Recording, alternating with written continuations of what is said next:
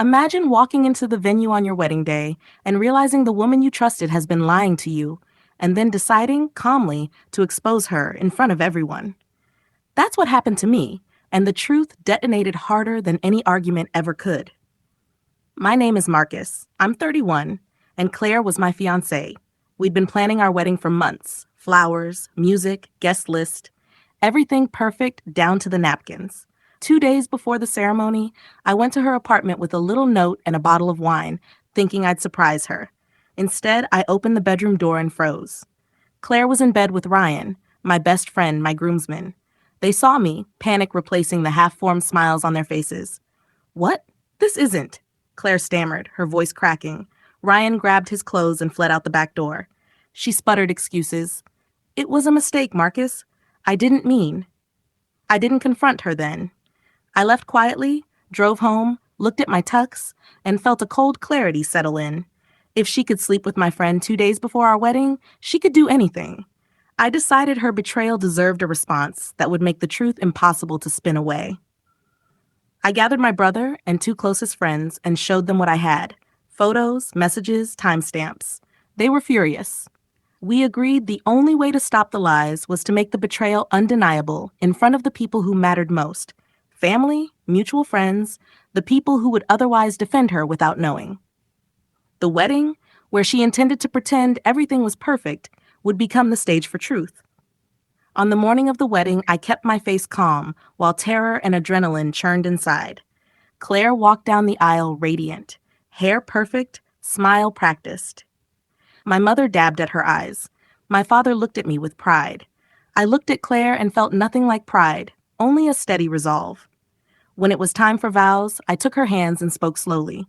"Claire," I began, "2 days ago I found you in bed with Ryan. You lied to me while planning this day." The whispering was a soft tremor at first, then a wave of shocked gasps. Her color drained. She tried to babble. "Marcus, it was a mistake," but the room had already tilted. I tapped the officiant on the shoulder and handed over an envelope. The DJ glanced at me, puzzled, and obeyed when I asked for the screen. Photos and screenshots I'd compiled filled the screen behind the altar. Claire and Ryan together, messages outlining secret meetups, my voice memo where she admitted the affair and laughed about how easy it was to hide. The collective intake of breath felt like a physical blow.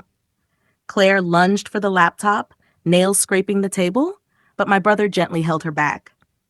Ryan, seated in the front row, hoping to fade into the crowd, stood, pale, and bolted for the exit.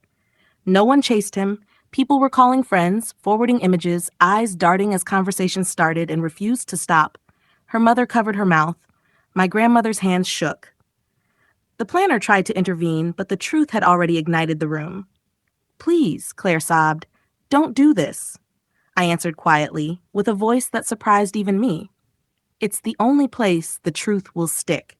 You chose to betray our vows here, so here everyone will see." I slid signed divorce papers across the altar table like a cold punctuation mark. Her screams were wet with pleading. Her father's face crumpled. Aunts whispered about scandal. Cousins exchanged looks of disbelief. Ryan's girlfriend, yes, he had one, stumbled out in tears when she saw what played on the screen. Within minutes, the people who'd once supported Claire were resorting themselves around a new reality. Reputation evaporated in real time. I didn't yell. I didn't throw anything. I walked out with my dignity intact and my head high.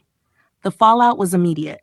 Calls to HR, whispered confrontations, and friends I thought solid distancing themselves.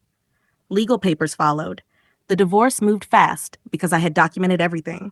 Claire tried to smear me online and begged for forgiveness, but the evidence had already traveled farther than her apologies could reach.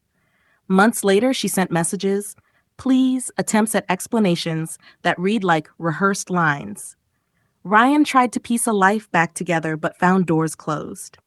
Meanwhile, I rented a small apartment, started boxing to burn off the nights of anger, threw myself into work, and rebuilt a life anchored by truth instead of illusion.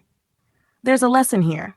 Silence can be strategy, but truth spoken loudly in the right place is unstoppable. If someone treats your future like a disposable secret, sometimes the most honest response is to make the truth visible to all. If you liked the video, please subscribe and turn on notifications.